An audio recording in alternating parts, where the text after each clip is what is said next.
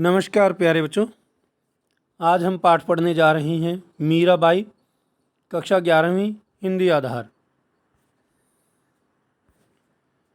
मीराबाई के विषय में अधिकतर बच्चों को पता होगा कि मीराबाई श्री कृष्ण की अनन्य भक्त थी। पाठ के परिचय में जान लेते हैं। भक्ति भाव का मनुष्य जीवन में बहुत महत्वपूर्ण स्थान है। यही भावना मनुष्य को उसके आराध्य देव से जोड़ती है। आराध्य देव मतलब भगवान से जोड़ती हैं। और मनुष्य संसार में झूठ और सच में टकराव देखता है। उसकी आत्मानुभूति उसे संसार के अंतिम सत्य से परिचित करवाती है और वह भक्ति की राह पर चल पड़ता है और उस असीम सत्ता का सहारा लेता है। इसी आत्मानुभूति ने मीरा को संसार से विमुक्त किया और वह कृष्ण की भक्ति की कठिन राह पर चल पड़ी। तत्कालीन सामाजिक और व्यावहारिक बंधनों का विरोध करते हुए वह भक्ति की लहर में जुड़ गई और उसने नर्तन, कीर्तन, पूजा अर्चना इत्यादि भक्ति की हर विधि को अपनाया। वास्तव में मीराबाई के अंदर भक्ति के जो संस्कार थे वो उसके दादाजी से प्राप्त हुए। जब वो छोटी थी तो अपने दादाजी को देखती थी कि किस प्रकार वो कृष्ण की भक्ति करते हैं, तो कृष्ण को ही अपना सर्वस्व मान बैठी थी। अब कुछ और बातें जानते हैं मीराबाई के बारे में। तो महापुरुषों के साथ सत्संग करती थी। बहुत सारे साधु संत, जहाँ पर भी उसको पता लगता था कि यहाँ पर साधु संत आए हुए हैं और वो कृष्ण भक्ति की कोई गोष्ठी लगाने वाले हैं या कृष्ण भक्ति का कीर्तन होने वाला है, तो उस बात को सुनते ही वो वहाँ पर पहुँच जाती थी और उनके साथ सत्संग करती थी। पर्दा प्रथा का विरोध किया। उस समय भारत में पर्दा प्रथा का बहुत ज़्यादा प्रचलन था, तो कोई भी स्त्री बिना पर्दे के बाहर नहीं निकल सकती थी। और क्योंकि मीरा जो है वो एक राजपूत घराने से संबंध रखती थी, तो राजपूत घर के घरों में, राजपूताना घरों में पर्दा प्रथा का काफ़ी प्रचलन था। अब ऐसी स्थिति में मीरा ने उस पर्दा प्रथा का विरोध किया और बेधड़क होकर के वो सत्संगति करती थी।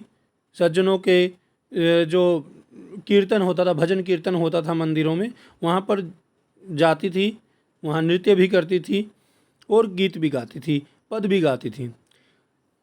समाज उसकी निंदा करता था, लेकिन वो समाज की निंदा से विचलित नहीं हुई।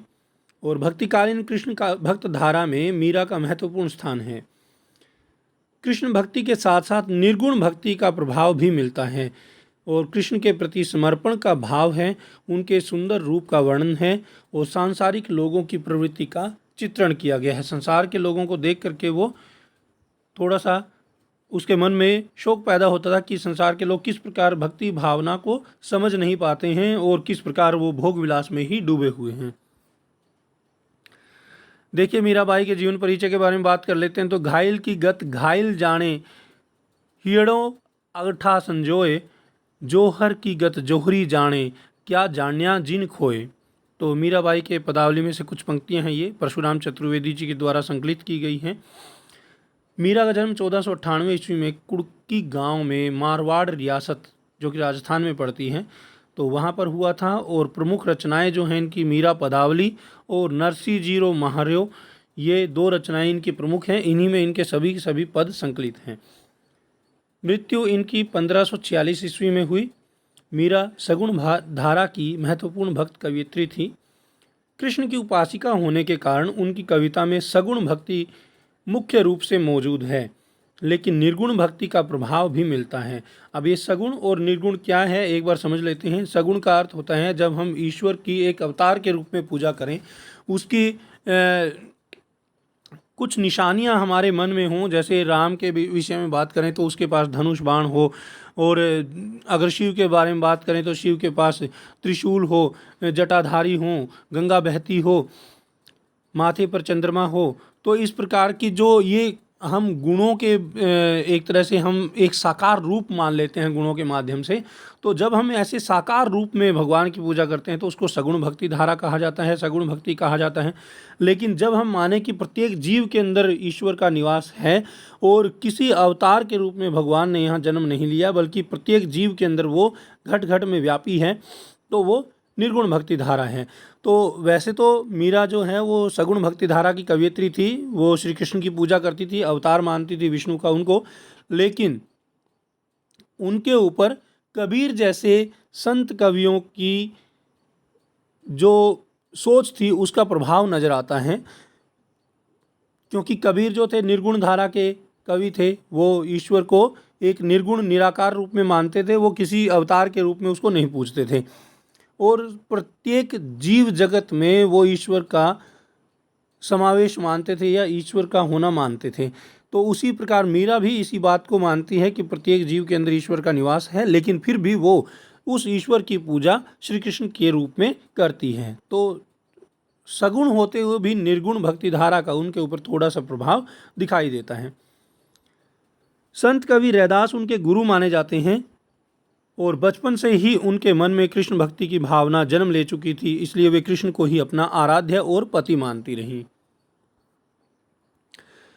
अन्य भक्तिकालीन कवियों की तरह मीरा ने भी देश में दूर दूर तक यात्राएं की। चित्तौड़ राजघराने में अनेक कष्ट उठाने के बाद मीरा वापस मेड़ता आ गई। यहाँ से उन्होंने कृष्ण की लीला भूमि वृंदावन की यात्रा की। जीवन के अंतिम दिनों में वे द्वारका चली गई। माना जाता है कि वहीं रणछोड़ दास जी के मंदिर की मूर्ति में वे समाहित हो गई। उन्होंने लोकलाज और कुल की मर्यादा के नाम पर लगाए गए सामाजिक और वैचारिक बंधनों का हमेशा विरोध किया, पर्दा प्रथा का भी पालन नहीं किया तथा मंदिर में सार्वजनिक रूप से नाचने गाने में कभी हिचक महसूस नहीं की। एक तरह से नारी सशक्तिकरण का एक बहुत बड़ा उदाहरण है मीराबाई। तो चलिए अब देखते हैं इनका जो पद है, तो इसको थोड़ा सा गाने का प्रयास करते हैं। मेरे तो गिरधर गोपाल दूसरों न कोई, मेरे तो गिरधर गोपाल दूसरों न कोई, जाके सिर मोर मुकुट मेरो पति सोई, जाके सिर मोर मुकुट मेरो पति सोई, मेरे तो गिरधर गोपाल। छाड़ी दई कुल की कहानी, छाड़ी दई कुल की कहानी, कहा करिए कोई, संतन डिग बैठी बैठी लोक लाज खोई, मेरे तो गिरधर गोपाल दूसरों न कोई। सुवन जल सींची सींची प्रेम बेली बोई, मेरे तो गिरधर गोपाल। अब तबेली फैली गई आनंद फल होई, मेरे तो गिरधर गोपाल दूसरों न कोई। तो इस प्रकार हम इसको गाने का प्रयास कर सकते हैं। तो आइए चलिए अब इसका अर्थ देख लेते हैं। मेरे तो गिरधर गोपाल दूसरों न कोई, अर्थात मेरे इस संसार में और कोई नहीं है, सभी स्वार्थ के कारण से मुझसे जुड़े हुए हैं, लेकिन मेरा वास्तविक जो स्वामी है वो तो सिर्फ गिरधर गोपाल ही मेरे अपने हैं और कोई नहीं है। और वो अपने स्वामी की पहचान बताती हैं कि कहते हैं कि जाके सिर मोर मुकुट मेरो पति सोई, कि जिसके सिर पर मोर का मुकुट है वही श्री कृष्ण मेरे स्वामी हैं। और छाड़ी दई कुल की कहानी कहाँ करी है कोई, कि छाड़ी दई कुल की कहानी कि मैंने कुल की मर्यादा को भी छोड़ दिया है, और कहाँ करी है कोई, अब कोई कुछ भी कहता रहे, अर्थात मैंने कुल की मर्यादा को छोड़ने का अभिप्राय क्या है कि उनके कुल की मर्यादा थी कि कोई भी स्त्री जो है वो बिना पर्दे के और बिना दासियों के बाहर नहीं जाएगी, परंतु ये इन दोनों का ही त्याग कर चुकी थी। तो ये मुंह खुला करके और पर्दा हटा करके और आराम से संतों के बीच में बैठ करके उनके साथ भजन कीर्तन करती थी। तो इसलिए कहती कि मैंने अपने कुल की मर्यादा को छोड़ दिया है और अब कोई कुछ भी कहता रहे। संतन डिग बैठी बैठी लोक लाज खोई, कि संतों के साथ बैठ बैठ करके मैंने लोक लाज को भी खो दिया है। अर्थात लोगों की अब उसको कोई शर्म नहीं है, क्योंकि वो संतों के साथ बैठ करके ज्ञान प्राप्त कर रही है, भक्ति का मार्ग प्राप्त कर रही है। इसी कारण से अब उसको संसार की कोई लाज नहीं है, संसार की कोई शर्म नहीं है।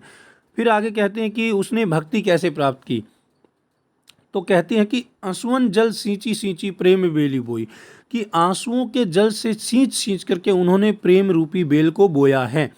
इसका अभिप्राय, आंसुओं के जल से सींच सींचने का अभिप्राय क्या है कि उन्होंने श्री कृष्ण की भक्ति को प्राप्त करने के लिए अनेक कष्ट झेले। आप सभी को पता है कि किस प्रकार मीरा के जीवन में अनेक कष्ट आए। मीरा को जहर का प्याला भी भेजा गया, उसको सांप से भी कटवाया गया, उसके बाद भी उसको मारने के बहुत सारे प्रयास किए गए। तो हर दिन उसको कुछ ना कुछ उल्टा सीधा सुनने को मिलता था। तो इन सभी कष्टों को वो यहाँ पर एक तरह से संकेत रूप में प्रकट करती है और कहती है कि श्री कृष्ण की भक्ति के लिए उसने बहुत सारे आंसू बहाए हैं। अब तक बेली फैली गई, कि अब वो प्रेम बेल फैल चुकी है, अर्थात श्री कृष्ण की भक्ति अब पूरे रंग में आ चुकी है और पूरी तरह से वो भक्ति में लीन हो चुकी हैं। और आनंद फल होई, कि अब उस पे आनंद रूपी फल लगने लगे हैं, अर्थात अब उनको भक्ति में आनंद आने लगा है।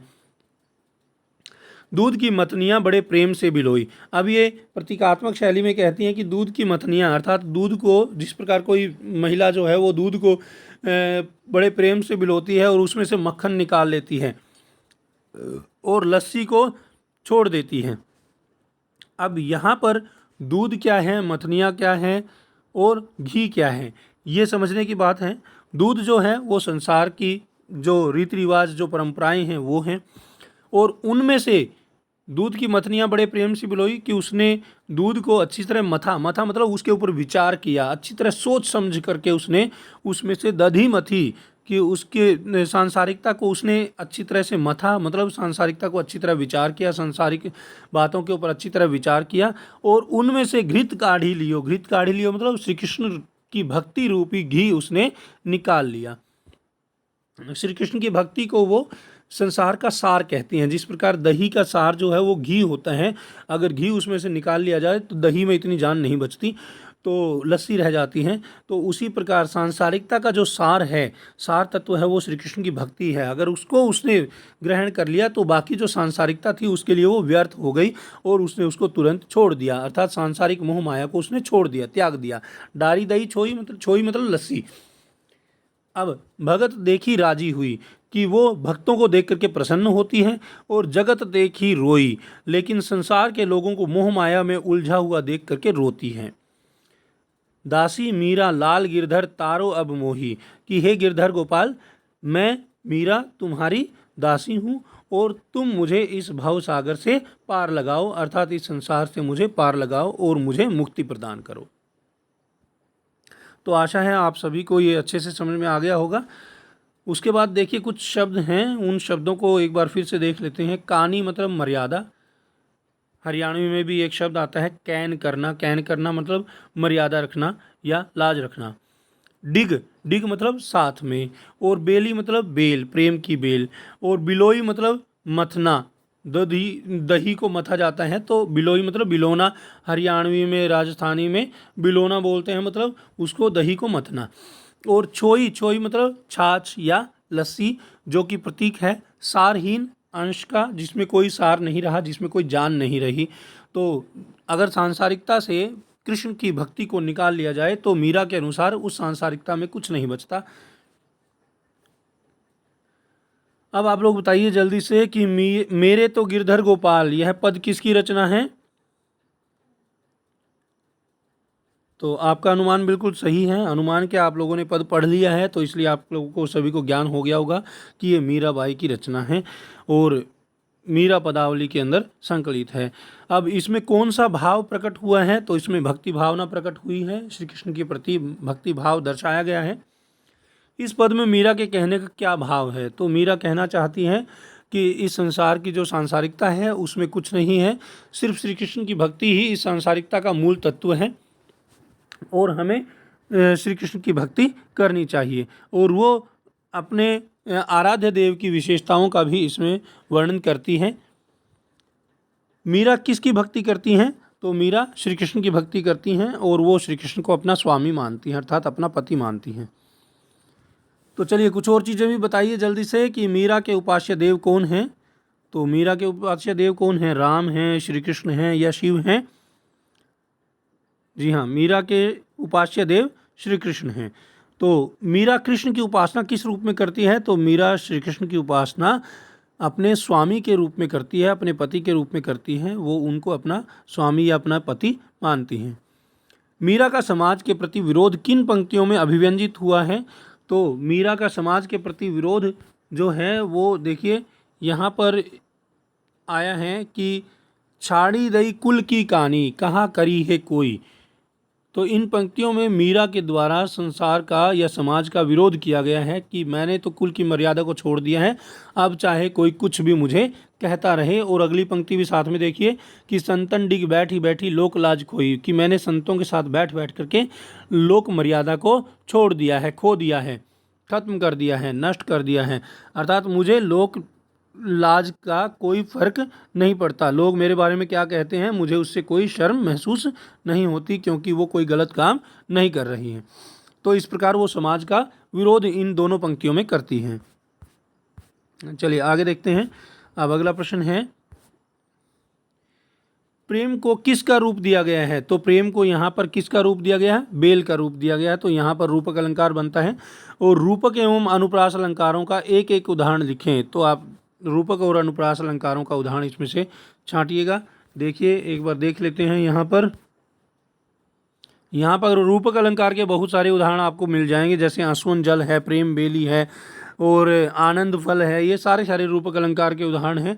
और आप बात करें अगर अनुप्रास अलंकार की, तो पहली ही पंक्ति में देखिए मेरे तो गिरधर गोपाल, गिरधर गोपाल में अनुप्रास अलंकार है।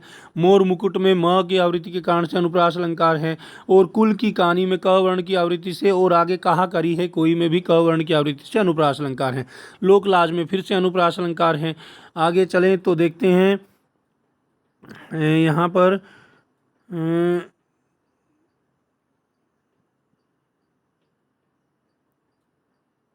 तो हमने यहाँ देखा कि अनुप्रास अलंकार यहाँ पर इन्हीं स्थानों पर था।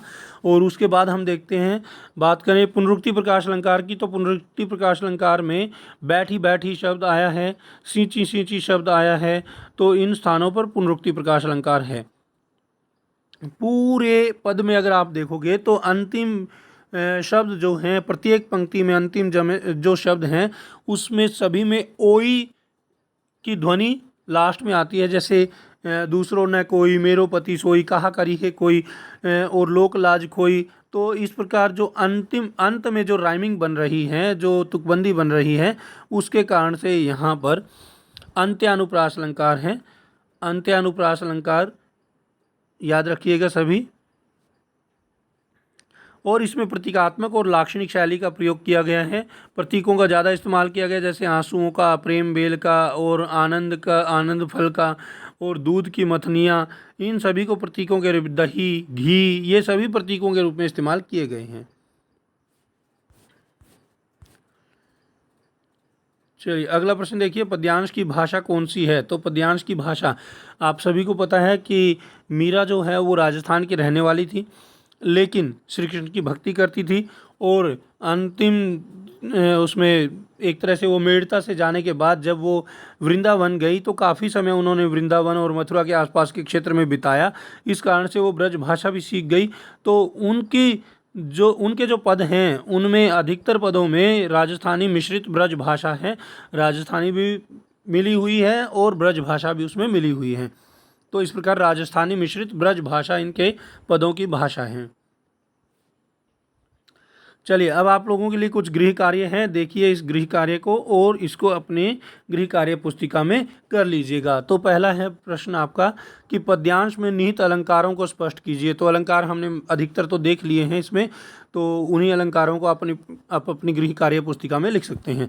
अगला प्रश्न है, मीरा ने कृष्ण के किस रूप का वर्णन किया है? तो मीरा ने श्री कृष्ण के ऐसे रूप का वर्णन किया है जिसमें उनके सिर के ऊपर मोर मुकुट है। मोर मुकुटधारी श्री कृष्ण का वर्णन उन्होंने किया है। और विष का प्याला राणा भेजिया, पीवत मीरा हाँसी। तो ये अगले पद का है, ये इस पद का नहीं है, तो इसलिए इसको छोड़ देते हैं, लेकिन इसका व्यंग्य फिर भी स्पष्ट कर देते हैं। वो कहना चाहती है कि राणा ने उसको मारने के लिए विष का प्याला भेजा, लेकिन फिर भी उसको कोई फर्क नहीं पड़ा, उसके ऊपर कोई आंच नहीं आई, क्योंकि भगवान श्री कृष्ण उसकी रक्षा के लिए तैयार थे। मीरा जगत को देखकर क्यों रोती है? तो मीरा जगत को देखकर इसलिए रोती है क्योंकि मीरा को लगता है कि सभी लोगों को भगवान श्री कृष्ण की भक्ति करनी चाहिए थी, लेकिन वो भगवान की भक्ति को छोड़ करके मोह माया में उलझे हुए हैं, इसीलिए उन्होंने ऐसा कहा है कि वो जगत को देख करके रोती हैं, अर्थात उनको दुख होता है संसार को देख करके। और लोक लाज खोने से क्या अभिप्राय है? लोक लाज खोने का अभिप्राय है कि वो संतों के साथ बैठती थी, उनके साथ भजन कीर्तन करती थी, तो संसार के लोग उनके बारे में उस वक्त उल्टा सीधा कहते होंगे, तो लेकिन उनको उनकी निंदा से कोई, उनकी बुराई से उनको कोई शर्म नहीं आती थी, क्योंकि उनको लगता था कि मैं कोई गलत काम नहीं कर रही हूँ, इसलिए उनको संसार की कोई शर्म नहीं थी।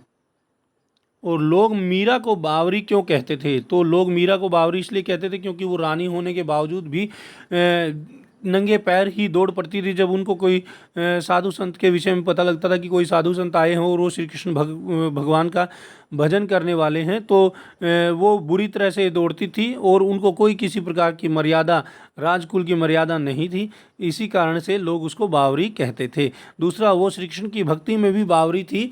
जब हम किसी की प्रशंसा करते हैं तो प्रशंसा करने के लिए भी, अतिशयोक्ति में भी हम किसी को बावरी कह देते हैं। बावरी मतलब बावड़ी कह देते हैं।